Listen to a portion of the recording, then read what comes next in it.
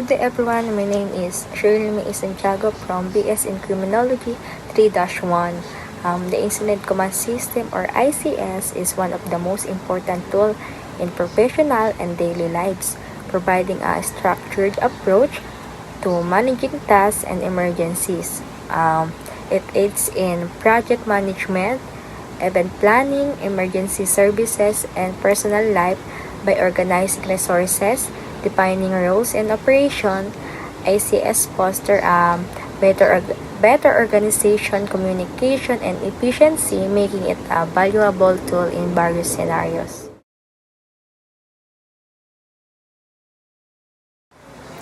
For the content, there are 5. First is definition of Incident Command System or ICS.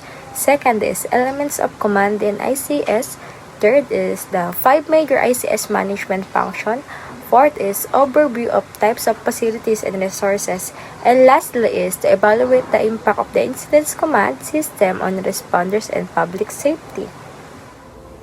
The objective of this topic is at the end of discussion, the student should learn and define the Incident Command System or ICS and understand the elements of command. Number 3, be able to identify the 5 major ICS management functions. 4 is distinguish the facilities and resources in Incident Command System. And lastly is to evaluate the impact of the Incident Command System on responders and also in public safety. What is the Incident Command System? The Incident Command System or ICS is a standardized all-risk incident management tool developed in the 1970s after a severe wildfires in California. It allows agencies to integrate their resources and management emergency without jurisdictional limitations. ICS is flexible and scalable, making it efficient for both small and large incidents. Its main purpose is to ensure effective coordination, resource management, and communication among responders, enhancing the efficiency and effectiveness of emergency responses.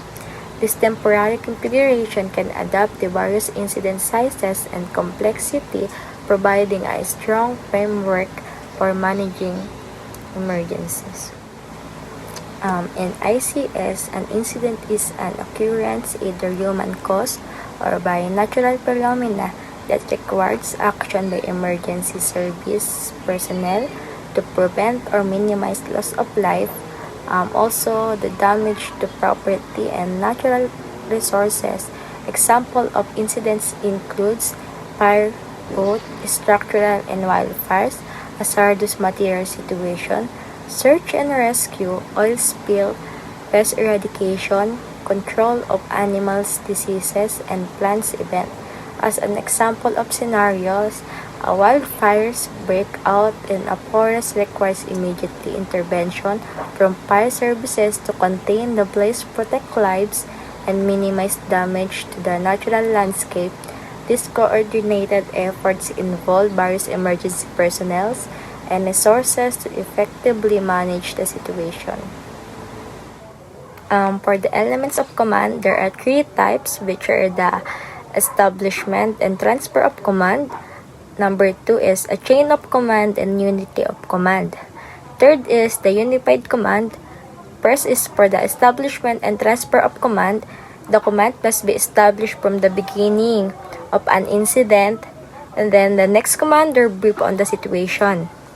Secondly is a chain of command and unity of command is an orderly line of an authority with the system to prevent confusion, resolve conflict, and provide direction.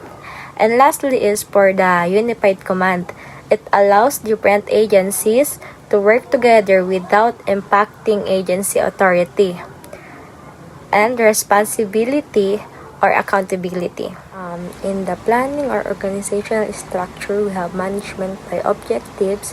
This involves setting clear and specific goals for managing the incident. It ensures everyone understands what we need to achieve and how to get there. The second is for modular organization. This means that ICS structure can expand or contract based on the incident size and complexity. It allows flexibility to add or remove resources and personnel as needed. The third is incident action planning, which is this process involves clearly communicating the incident objectives, including operational tactics and support activities, to all team members to ensure coordinated efforts, and lastly, manageable span of control. To maintain effective supervision and control, it's recommended that supervisor manage no more than 3 to 7 subordinates, ensuring clear communication and efficient oversight. In this part, the individual responsible for overall incident management is also known as incident commander. Um, this this person is often the first or highest ranking member to arrive on the scene and is tasked with establishing a command post to coordinate or response activities. Um, the incident commander sets the incident objectives and strategies, ensures all teams members understand their roles, and maintains clear communication when relieved by the next commander. They provide a detailed briefing to ensure a smooth transition. This role is crucial in leading the team towards achieving the overall goals of managing the incident effectively. In the command staff, subordinate leaders responsible for the functional aspect of the incident command structure, also reporting directly to the incident commander, public information officers. These roles involves deciding under the guidance of the incident commander and what information to release to the public and media. They are official spoken person, ensuring clear and accurate communication. Second is safety officer. This individual identifies and addresses potential hazards, investigate incidents or accidents, and enforce safety practices to protect all personnel involved in the incident. And third is liaison officer. This person facilitates communication and coordination between the incident management team. Also, an external agency, ensuring smooth collaboration or interagency collaboration. For the management function, there are 5 management functions that are the foundation upon which the ICS organization develops. That is part of general staff and elements of command, which is divided into 4 sections. First is operation, planning, logistic and finance or administration. This function applies whether you are handling a routine emergency, organizing for a major non-emergency event, or managing a response to a major disaster. In command, it is a central function responsible for the setting objectives, developing strategies, and overseeing all response activities. The incident commander has overall responsibilities for managing the incident. Operation, this function handles the execution of tactical tasks to meet incident objectives. It involves field operation management, resource direction, and coordination with other sections for effective operation.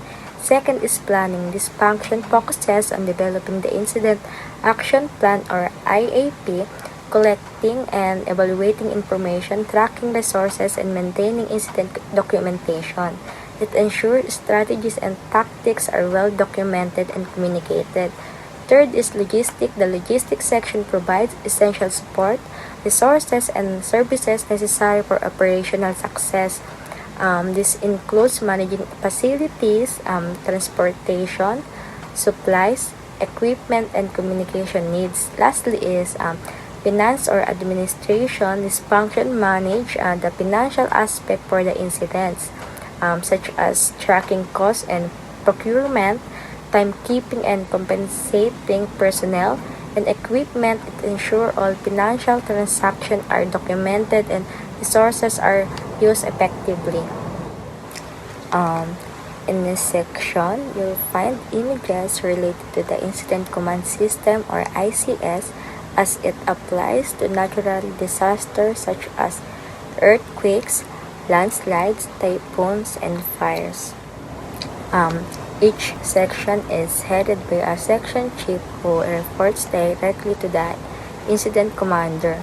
First is Operation Section Chief, second is Planning Section Chief, third is Logistic Section Chief, and lastly, fourth is Finance or Administration Section Chief. Here's the responsibilities of the chiefs in the operation. Planning, logistic, finance, or administration. Please take time to read this part. Facilities and resources is one of the most important component of ICS, providing the necessary support for incident operation. Key facilities and resources includes Incident Command Post ICP, staging area, base, camps, heli base, and heli spot, in comprehensive resource management, maintaining up-to-date records of personnel, equipment, supplies, and facilities are used. In this section, you'll find images illustrating key facilities and resources, which is essential for the Incident Command System or ICS. It includes the Incident Command Post, base, staging area, and camps. Incident Command Post or ICP, this is the main location where the incident commander and the command staff manage the incident, make crucial decisions, and coordinate resources. In a staging area, these areas are strategically located close enough to the incident for quick response but far enough to avoid immediate danger. They temporarily house personnel and equipment ready for the deployment. And this is the where primary services like feeding and resupply are provided. Not all incidents will have a base, but when established, it serves as a critical support hub. In camps, these are set up to support incident operation with resources and personnel, especially when the base is not accessible to all. In evaluating the impact of the Incident Command System on responder and public safety, the effectiveness of ICS in ensuring the safety and well-being of both responder and affected population. First is clear roles and responsibility. ICS ensure that every team member knows their specific duties and whom they report to, reducing confusion and enhancing accountability. Second is training and exercises. Ongoing training and practice drills help responders build the skills and familiarity needed to apply ICS principle effectively in real-life scenario. Third is flexibility and scalability. Adaptable framework can handle incidents of any scale, from small local emergency to large multiple agency disaster, allowing for efficient resource use and coordinations. Fourth is interoperability. ICS ensure different agencies can seamlessly work together by using standardized procedure and terminologies, facilitating effective collaboration regardless of each responder's background or affiliation. Lastly is safety measures. Specific roles such as safety officers are designated within the ICS to monitor and address safety concerns, protecting both responders and affected population. Also minimizing the risk of injuries. And lastly is conclusion. Incident Command System or ICS is an essential component of modern emergency management. It's a standardized framework, clear communication channels, and efficient resource allocation, which contribute to improved safety and well-being for both responders and affected population.